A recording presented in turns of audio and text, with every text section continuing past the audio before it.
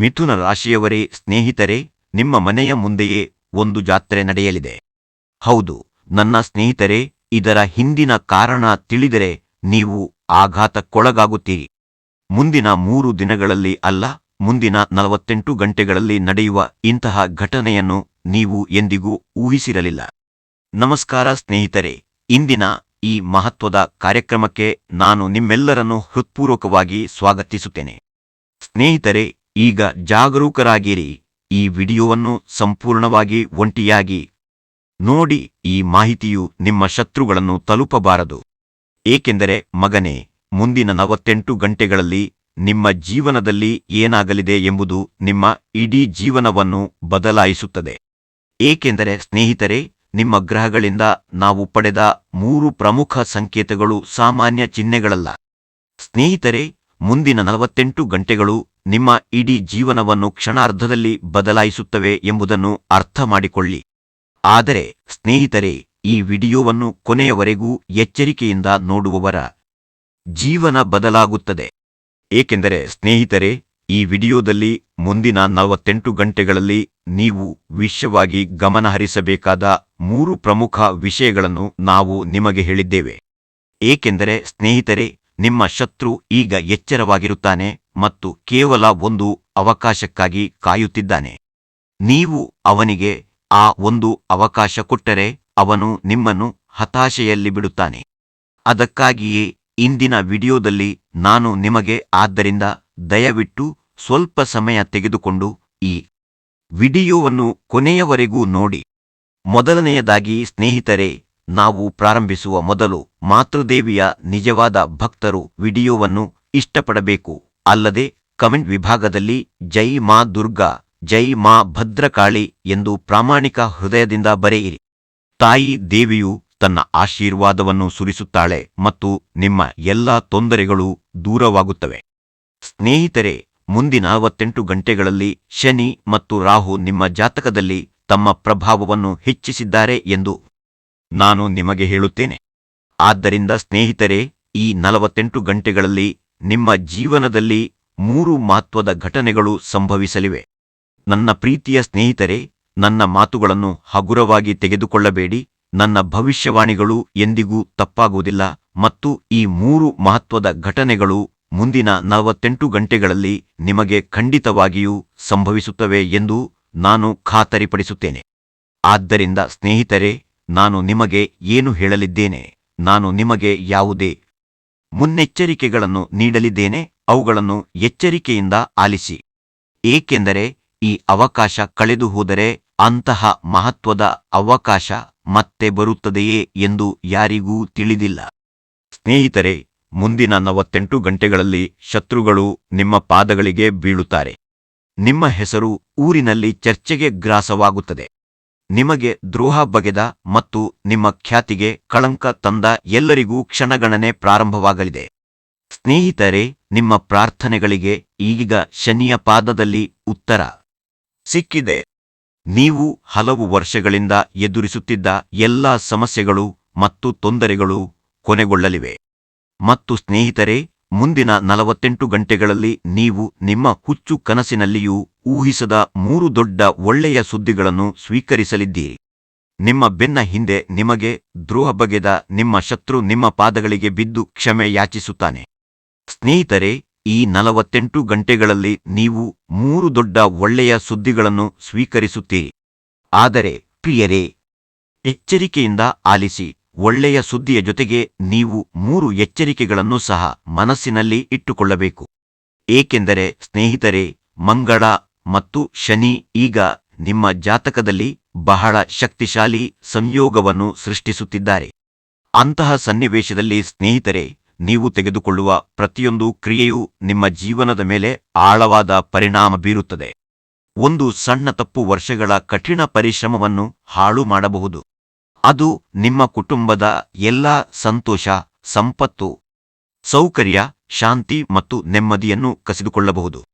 ಅದಕ್ಕಾಗಿಯೇ ಸ್ನೇಹಿತರೆ, ಈ ವಿಡಿಯೋದಲ್ಲಿ ನಾನು 3 ಪ್ರಮುಖ ಮುನ್ನೆಚ್ಚರಿಕೆಗಳನ್ನು ಹಂಚಿಕೊಳ್ಳಲಿದ್ದೇನೆ ಮತ್ತು ವಿಡಿಯೋದ ಕೊನೆಯಲ್ಲಿ ನಾನು ಒಂದು ಅದ್ಭುತ ಪರಿಹಾರವನ್ನು ಸಹ ಹಂಚಿಕೊಳ್ಳುತ್ತೇನೆ. ನಿಮ್ಮ ಜೀವನವನ್ನು ಸಂತೋಷದಿಂದ ತುಂಬುವ ಒಂದು ಪರಿಹಾರವನ್ನು ನಾನು ಹಂಚಿಕೊಳ್ಳಲಿದ್ದೇನೆ. ಸ್ನೇಹಿತರೆ, ಈ ಪರಿಹಾರವು ನಿಮ್ಮ ಜೀವನದಿಂದ ನಕಾರಾತ್ಮಕ ಶಕ್ತಿಗಳನ್ನು ತೆಗೆದುಹಾಕುವುದಲ್ಲದೆ ಅದನ್ನು ಕಾರ್ಯಗತಗೊಳಿಸಿದ ನಂತರ ನಿಮ್ಮ ಜೀವನವು ಸಂಪೂರ್ಣವಾಗಿ ರೂಪಾಂತರಗೊಳ್ಳುತ್ತದೆ. ಲಕ್ಷ್ಮೀ ದೇವತೆ ಮತ್ತು ಕುಬೇರನ ಆಶೀರ್ವಾದಗಳು ನಿಮ್ಮ ಮೇಲೆ ಸುರಿಸಲಾರಂಭಿಸುತ್ತವೆ. ದೀರ್ಘಕಾಲದವರೆಗೆ ಕ್ಷೀಣಿಸುತ್ತಿರುವ ನಿಮ್ಮ ಜಾತಕದಲ್ಲಿನ ಗ್ರಹಸ್ಥಾನಗಳು ಸುಧಾರಿಸಲು ಪ್ರಾರಂಭಿಸುತ್ತವೆ. ಮತ್ತು ಈ 48 ಗಂಟೆಗಳು ಮಾತ್ರವಲ್ಲ, ಮುಂಬರುವ ಅವಧಿ ಮತ್ತು 2026ರ ಸಂಪೂರ್ಣ ವರ್ಷವೂ ನಿಮಗೆ ಪವಾಡ ಮತ್ತು ಆಶೀರ್ವಾದಕ್ಕಿಂತ ಕಡಿಮೆ ಇಲ್ಲ. ಹೌದು ಸ್ನೇಹಿತರೆ, ಈ ವರ್ಷ ನಿಮಗೆ ಅಷ್ಟು ಚೆನ್ನಾಗಿ ಪ್ರಾರಂಭವಾಗಿಲ್ಲ ಎಂದು ನನಗೆ ತಿಳಿದಿದೆ. ವಿಶೇಷವಾಗಿ ಕಳೆದ ಕೆಲವು ದಿನಗಳಲ್ಲಿ ನೀವೆಲ್ಲರೂ ಅನೇಕ ಕಷ್ಟಗಳನ್ನು ಎದುರಿಸಿದ್ದೀರಿ. ಹೊಸ ಕಷ್ಟಗಳು ಒಂದರ ನಂತರ ಒಂದರಂತೆ ನಿಮ್ಮ ಬಳಿಗೆ ಬರುತ್ತಿವೆ. ನಿಮ್ಮ ಸ್ವಂತ ಜನರು, ನಿಮ್ಮ ಸ್ವಂತ ಸ್ನೇಹಿತರು ಮತ್ತು ನಿಮ್ಮ ಸ್ವಂತ ಸಂಬಂಧಿಕರು ನಿಮ್ಮ ಸಂತೋಷವನ್ನು ಅಸೂಯೆ ಪಡುತ್ತಿದ್ದಾರೆ. ನಿಮ್ಮ ಜೀವನದಲ್ಲಿ ಸಣ್ಣದೊಂದು ಒಳ್ಳೆಯ ಸುದ್ದಿ ಬಂದಾಗಲೆಲ್ಲ ನಿಮ್ಮ ಸ್ವಂತ ಜನರು ನಿಮ್ಮ ಮೇಲೆ ಕೆಟ್ಟ ಕಣ್ಣುಗಳನ್ನು ಹಾಕಲು ಪ್ರಾರಂಭಿಸುತ್ತಾರೆ. ನಿಮ್ಮ ಜೀವನದಲ್ಲಿ ಏನಾದರೂ ಒಳ್ಳೆಯದು ಸಂಭವಿಸಲಿದೆ, ಸಂತೋಷದ ಕ್ಷಣ ಬರಲಿದೆ ಎಂದು ನಿಮ್ಮ ಶತ್ರುಗಳು ಕೇಳಿದಾಗಲೆಲ್ಲ ಅವರು ಸಕ್ರಿಯರಾಗುತ್ತಾರೆ.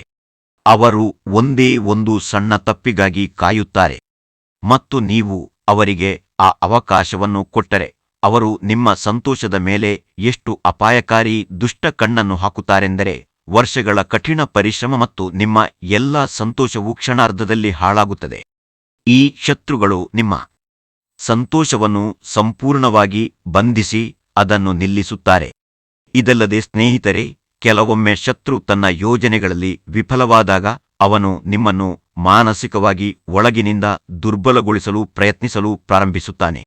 ನೀವು ಏನಾದರೂ ಒಳ್ಳೆಯದನ್ನು ಮಾಡಲು ಪ್ರಯತ್ನಿಸಿದಾಗಲೆಲ್ಲ, ನಿಮ್ಮ ಜೀವನದಲ್ಲಿ ಏನಾದರೂ ಒಳ್ಳೆಯದು ಸಂಭವಿಸಲಿರುವಾಗಲೆಲ್ಲ ಈ ಶತ್ರುಗಳು ನಿಮ್ಮನ್ನು ತಡೆಯಲು ಪ್ರಯತ್ನಿಸುತ್ತಾರೆ.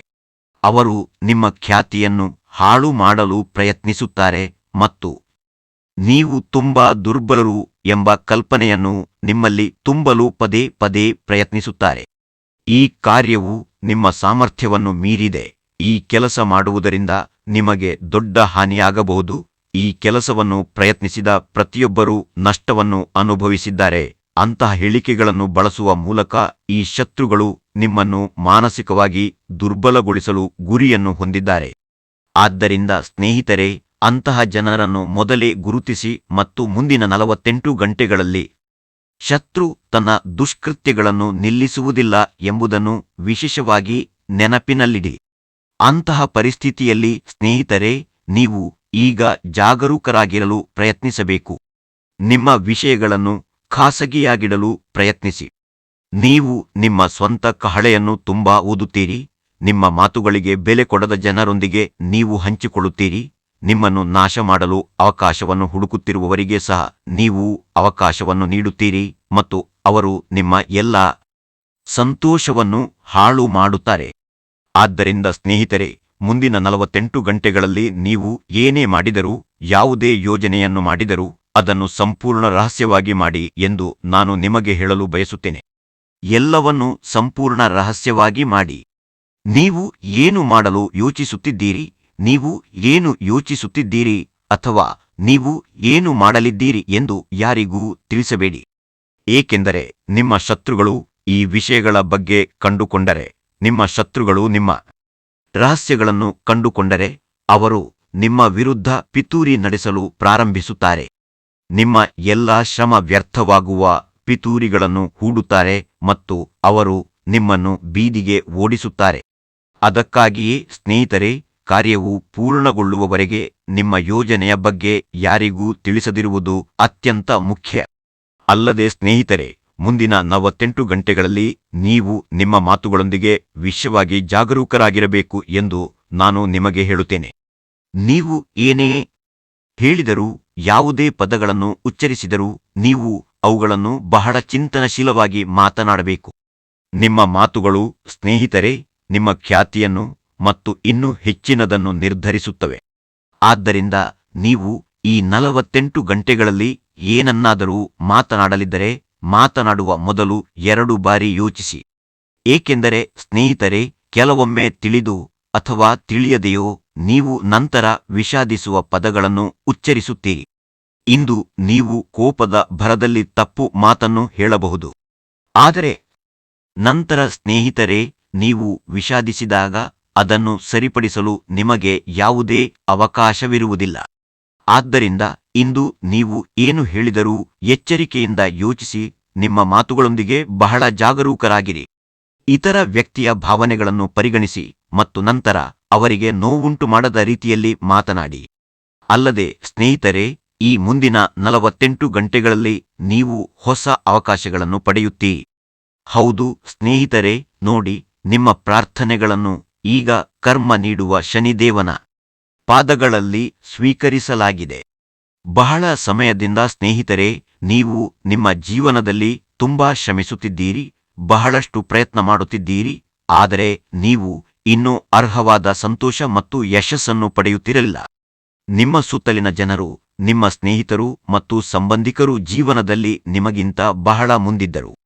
ನೀವು ಕನಸು ಕಂಡಿದ್ದೆಲ್ಲವನ್ನೂ, ಶ್ರಮಿಸಿದ್ದನ್ನೆಲ್ಲ ಅವರು ಸಾಧಿಸಿದ್ದರು.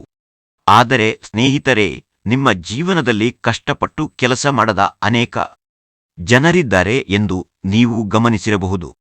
ಅವರು ಏನನ್ನೂ ಸರಿಯಾಗಿ ಮಾಡುವುದಿಲ್ಲ, ಅವರು ಯಾವುದೇ ದಾನ ಅಥವಾ ಒಳ್ಳೆಯ ಕಾರ್ಯಗಳನ್ನು ಮಾಡುವುದಿಲ್ಲ, ಅವರು ಮಾಂಸ ಮತ್ತು ಮದ್ಯ ಸೇವಿಸುತ್ತಾರೆ, ನಿಂದನೀಯ ಭಾಷೆಯನ್ನು ಬಳಸುತ್ತಾರೆ ಮತ್ತು ತುಂಬಾ ಕೆಟ್ಟ ರೀತಿಯಲ್ಲಿ ವರ್ತಿಸುತ್ತಾರೆ. ಆದರೂ ಅವರು ತಮ್ಮ ಜೀವನದಲ್ಲಿ ತುಂಬಾ ಸಂತೋಷವಾಗಿರುತ್ತಾರೆ.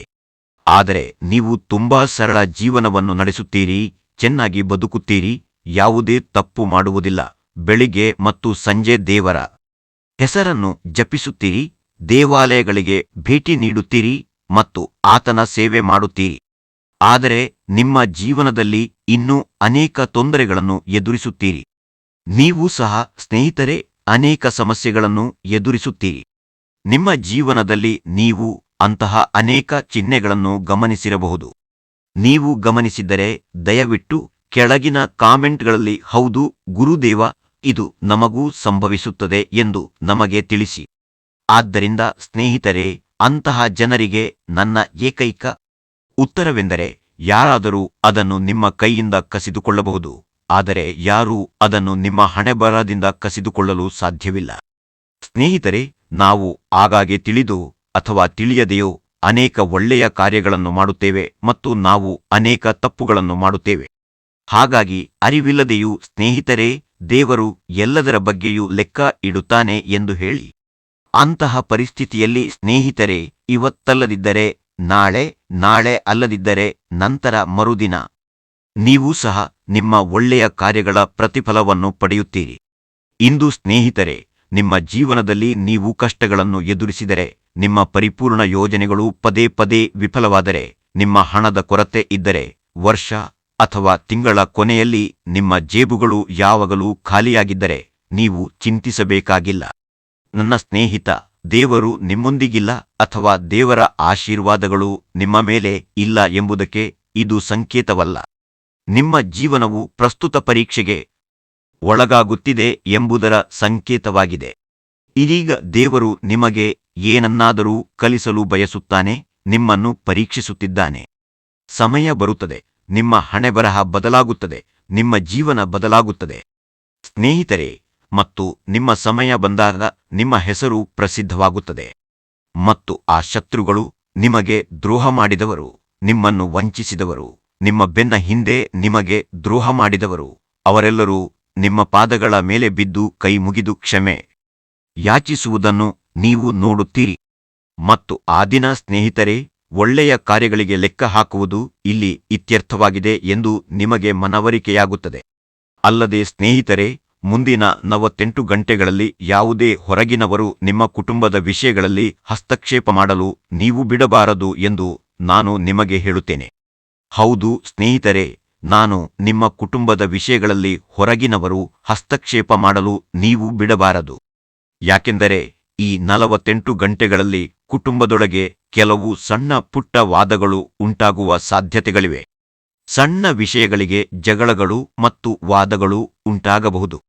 ಸಣ್ಣ ವಿಷಯಗಳಿಗೆ ದೊಡ್ಡ ವಿವಾದ ಉಂಟಾಗುವ ಸಾಧ್ಯತೆ ಇದೆ. ಅಂತಹ ಪರಿಸ್ಥಿತಿಯಲ್ಲಿ ಸ್ನೇಹಿತರೆ, ನಿಮ್ಮ ಕುಟುಂಬದೊಂದಿಗೆ ಸಾಧ್ಯವಾದಷ್ಟು ಸಮಯ ಕಳೆಯಲು ನೀವು ಪ್ರಯತ್ನಿಸಬೇಕು. ನಿಮ್ಮ ಪ್ರೀತಿಪಾತ್ರರ ಜೊತೆ ಕುಳಿತು ಶಾಂತಿ ಸಮಯ ಕಳೆಯಲು ಪ್ರಯತ್ನಿಸಿ. ನಿಮ್ಮ ಕುಟುಂಬದೊಂದಿಗೆ ಸಾಧ್ಯವಾದಷ್ಟು ಸಮಯ ಕಳೆಯಿರಿ. ಏಕೆಂದರೆ ಈ ಜಗತ್ತಿನಲ್ಲಿ ಯಾರೂ ನಿಮಗೆ ಸಹಾಯ ಮಾಡುವುದಿಲ್ಲ ಎಂದು ನಿಮಗೆ ತಿಳಿದಿದೆ. ಯಾರಾದರೂ ನಿಮ್ಮನ್ನು ಬೆಂಬಲಿಸಿದರೆ ಅದು ನಿಮ್ಮ ಸ್ವಂತ ಜನರು ಮತ್ತು ನಿಮ್ಮ ಕುಟುಂಬ ಸದಸ್ಯರು ಮಾತ್ರ. ಇತರರು ತಮ್ಮ ಸ್ವಂತ ಹಿತಾಸಕ್ತಿಗಳ ಬಗ್ಗೆ ಮಾತ್ರ ಯೋಚಿಸುತ್ತಾರೆ. ಅವರು ತಮ್ಮ ಬಗ್ಗೆ ಮಾತ್ರ ಯೋಚಿಸುತ್ತಾರೆ ಮತ್ತು ತಮ್ಮ ಕೆಲಸವನ್ನು ಹೇಗೆ ಮಾಡುವುದು ಎಂದು ಯೋಚಿಸುತ್ತಾರೆ.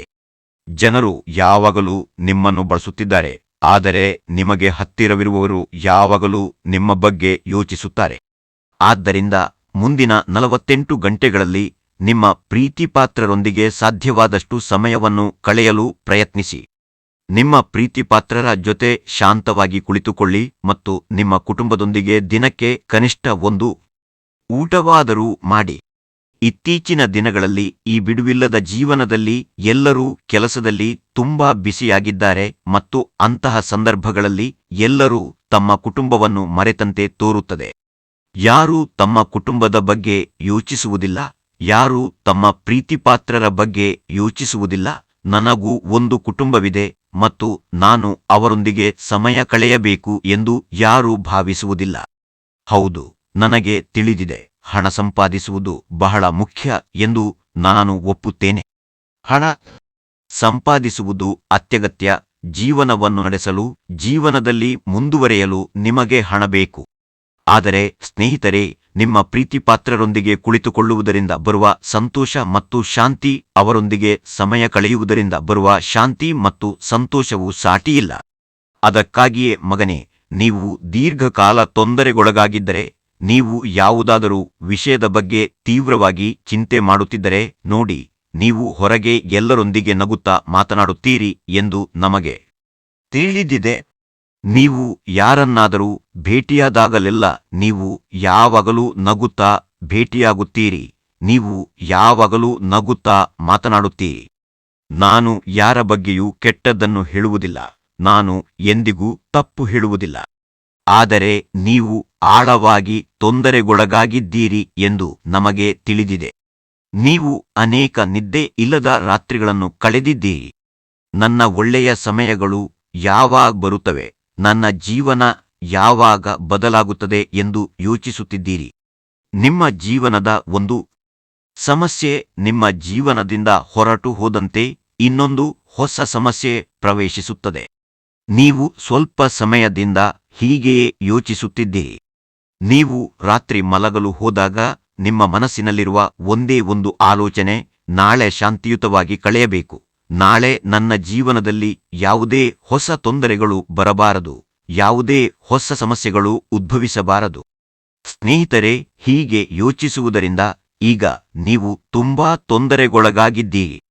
ಒಳಗೆ ಆಳವಾಗಿ ನೀವು ತುಂಬಾ ಮುರಿದು ಹೋಗಿದ್ದೀರಿ. ಆದರೆ ಯಾರೂ ಕಾಳಜಿ ವಹಿಸುವುದಿಲ್ಲ. ನಿಮ್ಮ ಪ್ರೀತಿಪಾತ್ರರು, ನೀವು ತುಂಬಾ ನಂಬುವವರು ಸಹ ನೀವು ಮುಂದುವರಿಯುವುದನ್ನು ನೋಡಲು ಎಂದಿಗೂ ಬಯಸುವುದಿಲ್ಲ. ಅವರು ಸಹ ಯಾವಾಗಲೂ ನಿಮ್ಮ ಜೀವನದಲ್ಲಿ ಎಲ್ಲೋ ತೊಂದರೆ ತರಲು, ಎಲ್ಲೋ ನಿಮ್ಮ ಜೀವನದಲ್ಲಿ ಏನಾದರೂ ಸಮಸ್ಯೆ ಬರುವಂತೆ ಮಾಡಲು ಯೋಜಿಸುತ್ತಿದ್ದಾರೆ.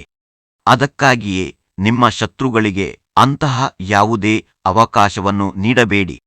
ಈ 48 ಗಂಟೆಗಳಲ್ಲಿ ನಿಮ್ಮ ಜೀವನದಲ್ಲಿ ಯಾವುದೇ ತೊಂದರೆ ಅಥವಾ ಸಮಸ್ಯೆಯನ್ನು ಸೃಷ್ಟಿಸಲು ನಿಮ್ಮ ಶತ್ರುಗಳಿಗೆ ಅಂತಹ ಯಾವುದೇ ಅವಕಾಶವನ್ನು ನೀಡಬೇಡಿ. ನಾನು ಹೇಳಿದಂತೆ ನಿಮ್ಮ ಯೋಜನೆಗಳನ್ನು ಸಾಧ್ಯವಾದಷ್ಟು ರಹಸ್ಯವಾಗಿಡಿ. ಕೆಲಸ ಪೂರ್ಣಗೊಳ್ಳುವವರೆಗೆ ಯಾರಿಗೂ ತಿಳಿಸಬೇಡಿ. ಮತ್ತು ಸ್ನೇಹಿತರೆ, ದಿನಕ್ಕೆ ಒಮ್ಮೆಯಾದರೂ ಕುಳಿತು ನಿಮ್ಮ ಕುಟುಂಬದೊಂದಿಗೆ ಶಾಂತ ಊಟ ಮಾಡಿ. ನಿಮ್ಮ ಕುಟುಂಬದೊಂದಿಗೆ ಕುಳಿತು ಮಾತನಾಡಿ, ಅವರನ್ನು ಅರ್ಥ ಮಾಡಿಕೊಳ್ಳಲು ಪ್ರಯತ್ನಿಸಿ. ಅವರ ಸಮಸ್ಯೆಗಳು, ಸಂತೋಷಗಳು ಮತ್ತು ದುಃಖಗಳನ್ನು ಅರ್ಥ ಮಾಡಿಕೊಳ್ಳಲು ಪ್ರಯತ್ನಿಸಿ. ನೀವು ಇದನ್ನು ಮಾಡಲು ಪ್ರಾರಂಭಿಸಿದಾಗ, ನಿಮ್ಮ ಪ್ರೀತಿಪಾತ್ರರ ಜೊತೆ ಸಮಯ ಕಳೆಯಲು ಪ್ರಾರಂಭಿಸಿದಾಗ ನೀವು ಎಲ್ಲವನ್ನೂ ಕಲಿಯುವಿರಿ ಮತ್ತು ಕ್ರಮೇಣ ಸ್ನೇಹಿತರೆ, ಎಲ್ಲ ಸಮಸ್ಯೆಗಳು ಪರಿಹಾರವಾಗಲು ಪ್ರಾರಂಭಿಸುತ್ತವೆ ಎಂದು ನೀವು ನೋಡುತ್ತೀರಿ.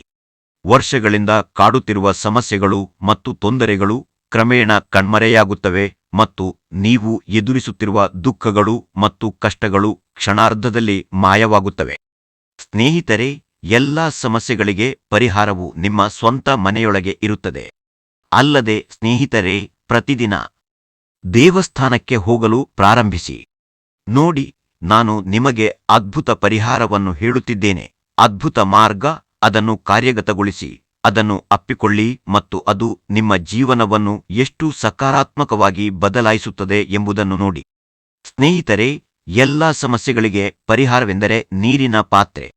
ಹೌದು ಸ್ನೇಹಿತರೆ, ಪ್ರತಿದಿನ ಶಿವಲಿಂಗಕ್ಕೆ ನೀರಿನ ಪಾತ್ರೆಯನ್ನು ಅರ್ಪಿಸಲು ಪ್ರಾರಂಭಿಸಿ.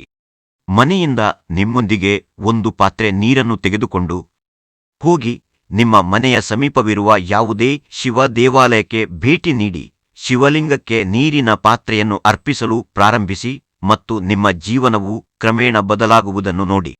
ಸ್ನೇಹಿತರೆ, ನಿಧಾನವಾಗಿ ಶತ್ರು ನಿಮ್ಮನ್ನು ಒಳಗಿನಿಂದ ಆಳವಾಗಿ ನಕಾರಾತ್ಮಕವಾಗಿ ಮಾಡಿದ್ದಾನೆ. ನೀವು ಇನ್ನು ಮುಂದೆ ನಿಮ್ಮ ಮೇಲೆ ನಂಬಿಕೆ ಇಡುವುದಿಲ್ಲ. ಮತ್ತು ಒಬ್ಬ ವ್ಯಕ್ತಿಯು ತನ್ನ ಮೇಲಿನ ನಂಬಿಕೆಯನ್ನು ಕಳೆದುಕೊಂಡಾಗ ಅವರು ಎಷ್ಟೇ ಕಷ್ಟಪಟ್ಟು ಕೆಲಸ ಮಾಡಿದರೂ ಅವರ ಎಲ್ಲಾ ಪ್ರಯತ್ನಗಳು ವಿಫಲಗೊಳ್ಳುತ್ತವೆ. ಆದ್ದರಿಂದ ಸ್ನೇಹಿತರೆ, ಯಾವಾಗಲೂ ನಿಮ್ಮ ಮೇಲೆ ನಂಬಿಕೆಯನ್ನು ಇಟ್ಟುಕೊಳ್ಳಿ. ನಾನು ಇದನ್ನು ಮಾಡಬಹುದು ಎಂದು ನಿಮ್ಮ ಮೇಲೆ ನಂಬಿಕೆ ಇರಿಸಿ. ಈ ಜಗತ್ತಿನಲ್ಲಿ ನನಗೆ ಸಾಧ್ಯವಾಗ ಯಾವುದೂ ಇಲ್ಲ. ನೀವು ಇಂದು ಅಧ್ಯಯನ ಮಾಡುತ್ತಿದ್ದರೆ, ಕೆಲಸಕ್ಕಾಗಿ ಅಧ್ಯಯನ ಮಾಡುತ್ತಿದ್ದರೆ, ತುಂಬಾ ಕಷ್ಟಪಟ್ಟು ಕೆಲಸ ಮಾಡುತ್ತಿದ್ದರೆ, ನಿಮ್ಮ ಮೇಲಿನ ನಂಬಿಕೆಯನ್ನು ಎಂದಿಗೂ ಕಳೆದುಕೊಳ್ಳಬೇಡಿ. ನಿಮ್ಮ ಅದೃಷ್ಟವನ್ನು, ನಿಮ್ಮ ಹಣೆಬರಹವನ್ನು ದೂಷಿಸಬೇಡಿ. ಯಾವಾಗಲೂ ನಿಮ್ಮ ಬಗ್ಗೆ ಸಕಾರಾತ್ಮಕವಾಗಿ ಯೋಚಿಸಿ. ಏಕೆಂದರೆ ಸ್ನೇಹಿತರೆ, ನಾವು ಏನು ಯೋಚಿಸುತ್ತೇವೋ ಅದು ನಮಗೆ ಸಂಭವಿಸುತ್ತದೆ ಎಂದು ಹೇಳಲಾಗುತ್ತದೆ. ಮತ್ತು ನಮ್ಮ ಆಲೋಚನೆಗಳು ನಮ್ಮ ಭಾವನೆಗಳಂತೆ ಕ್ರಮೇಣ ನಮ್ಮ ಸಮಯಗಳು ಹಾಗೆ ಆಗುತ್ತವೆ. ಅದಕ್ಕಾಗಿಯೇ ನಾನು ನಿಮಗೆ ಹೇಳುವುದೇನೆಂದರೆ, ಈ ಮುಂದಿನ 48 ಗಂಟೆಗಳು ನಿಮ್ಮ ಹಣೆಬರಹಕ್ಕೆ ತುಂಬಾ ಒಳ್ಳೆಯ ಮತ್ತು ಅದ್ಭುತ ಸಮಯ. ಸ್ನೇಹಿತರೆ, ನೀವು ಈ ಸಮಯದ ಪ್ರಯೋಜನಗಳನ್ನು ಪಡೆಯಬಹುದು. ಅದಕ್ಕಾಗಿಯೇ ನಿಮ್ಮ ಬಗ್ಗೆ ಸಾಧ್ಯವಾದಷ್ಟು ಸಕಾರಾತ್ಮಕವಾಗಿ ಯೋಚಿಸಿ ಮತ್ತು ನಿಮ್ಮ ಮನಸ್ಸಿನಲ್ಲಿ ಒಳ್ಳೆಯ ಆಲೋಚನೆಗಳನ್ನು ಇಟ್ಟುಕೊಳ್ಳಿ. ಆದ್ದರಿಂದ ಸ್ನೇಹಿತರೆ, ನೀವು ಪ್ರತಿಯೊಂದು ಕೆಲಸವನ್ನು ಸುಲಭವಾಗಿ ಪೂರ್ಣಗೊಳಿಸಲು ಸಾಧ್ಯವಾಗುತ್ತದೆ ಮತ್ತು ನಿಮ್ಮ ದಾರಿಯಲ್ಲಿ ಬರುವ ಪ್ರತಿಯೊಂದು ಅಡೆತಡೆಯನ್ನು ಸುಲಭವಾಗಿ ನಿವಾರಿಸಲಾಗುತ್ತದೆ. ಆದರೆ ಸ್ನೇಹಿತರೆ, ನೀವು ಯಾವಾಗಲೂ ನಿಮ್ಮ ಯೋಜನೆಗಳನ್ನು ರಹಸ್ಯವಾಗಿಡಬೇಕು ಎಂಬುದನ್ನು ನೆನಪಿಡಿ. ಏಕೆಂದರೆ ಶತ್ರು ತುಂಬಾ ಗಂಭೀರವಾದ ಯೋಜನೆಯನ್ನು ರೂಪಿಸುತ್ತಿದ್ದಾನೆ ಮತ್ತು ತನ್ನ ಪಿತೂರಿಗಳಲ್ಲಿ ನಿಮ್ಮನ್ನು ಸಿಲುಕಿಸಲು ಪದೇ ಪದೇ ತಯಾರಿ ನಡೆಸುತ್ತಿದ್ದಾನೆ. ಮತ್ತು ಸ್ನೇಹಿತರೆ, ಶತ್ರು ಈಗಾಗಲೇ ತುಂಬಾ ಗಂಭೀರವಾದ ಆಟವನ್ನು ಆಡಿದ್ದಾನೆ. ಅದಕ್ಕಾಗಿಯೇ ಒಂದು ಸಣ್ಣ ತಪ್ಪು ಕೂಡ ನಿಮಗೆ ತುಂಬಾ ದುಬಾರಿ ಆಗಬಹುದು. ಅದು ನಿಮಗೆ ದೊಡ್ಡ ಹಾನಿಯನ್ನು ಉಂಟುಮಾಡಬಹುದು. ಅದಕ್ಕಾಗಿಯೇ ನೀವು ಪ್ರತಿ ನಿರ್ಧಾರವನ್ನು ಬುದ್ಧಿವಂತಿಕೆಯಿಂದ ತೆಗೆದುಕೊಳ್ಳಬೇಕು. ಅಲ್ಲದೆ ನಾನು ನಿಮಗೆ ಹೇಳುತ್ತೇನೆ ಸ್ನೇಹಿತರೆ, ಈ 48 ಗಂಟೆಗಳ ಅವಧಿಯಲ್ಲಿ ಯಾವುದೇ ನಕಾರಾತ್ಮಕತೆಯು ನಿಮ್ಮ ಮನಸ್ಸಿನಲ್ಲಿ ಪ್ರವೇಶಿಸಲು ಬಿಡಬೇಡಿ. ನೀವು ಏನು ಪ್ರಾರಂಭಿಸುತ್ತೀರೋ, ಏನು ಮಾಡಲಿದ್ದೀರೋ ಅದನ್ನು ಸಂಪೂರ್ಣ ವಿಶ್ವಾಸದಿಂದ ಮಾಡಿ ಮತ್ತು ನಿಮ್ಮ ಮೇಲೆ ನಂಬಿಕೆ ಇರಿಸಿ, ದೇವರಲ್ಲಿ ನಂಬಿಕೆ ಇರಿಸಿ. ಇಂದು ಇಲ್ಲದಿದ್ದರೆ ನಾಳೆ ಸ್ನೇಹಿತರೆ, ನಿಮ್ಮ ಒಳ್ಳೆಯ ಕಾರ್ಯಗಳ ಪ್ರತಿಫಲವನ್ನು ನೀವು ಪಡೆಯುತ್ತೀರಿ. ಕೊಡುವವನು ಯಾವಾಗ ಕೊಟ್ಟರೂ ಅವನು ಉದಾರವಾಗಿ ಕೊಡುತ್ತಾನೆ ಎಂಬ ಮಾತನ್ನು ನೀವು ಕೇಳಿರಬೇಕು. ಆದ್ದರಿಂದ ಸ್ನೇಹಿತರೆ, ಒಳ್ಳೆಯ ಕಾರ್ಯಗಳನ್ನು ಮಾಡಿ, ಫಲಿತಾಂಶಗಳ ಬಗ್ಗೆ ಚಿಂತಿಸಬೇಡಿ. ನಿಮ್ಮ ಸರದಿ ಬಂದಾಗ, ನಿಮ್ಮ ಸಮಯ ಬಂದಾಗ ಎಲ್ಲವೂ ಬದಲಾಗುತ್ತದೆ.